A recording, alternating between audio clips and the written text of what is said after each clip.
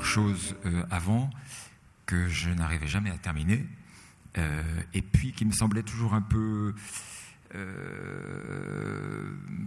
pas sincères. Il y avait toujours un truc un peu qui sonnait faux.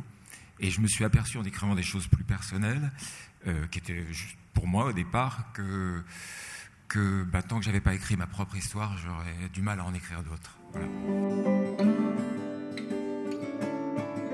Alors au départ, effectivement, bon, il y avait pas de, bien sûr, il y avait pas ni de livres, ni de musique chez nous. On n'allait pas au cinéma, on n'allait pas au théâtre. Enfin, donc la télé était la seule ouverture vers l'extérieur.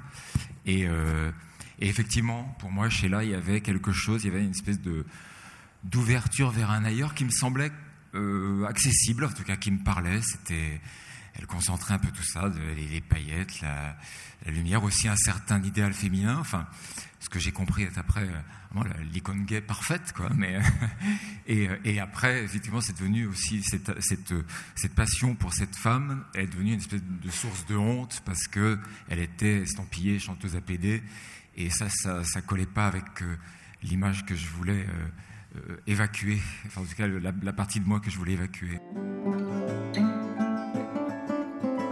Bien sûr, il y a les parents, mais il y a aussi toute la famille qui donc les parents sont, enfin, en l'occurrence le père qui est le plus virulent, et la mère qui regarde en coin, parce que c'était un couple plutôt désuni. Hein. Mon père était en proie à plein de démons. Ma mère, elle, désespérément amoureuse, essayait de le ramener dans le droit chemin. Et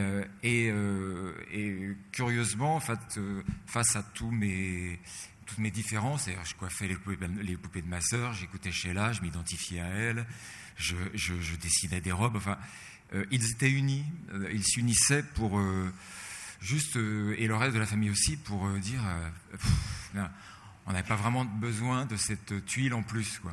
Voilà.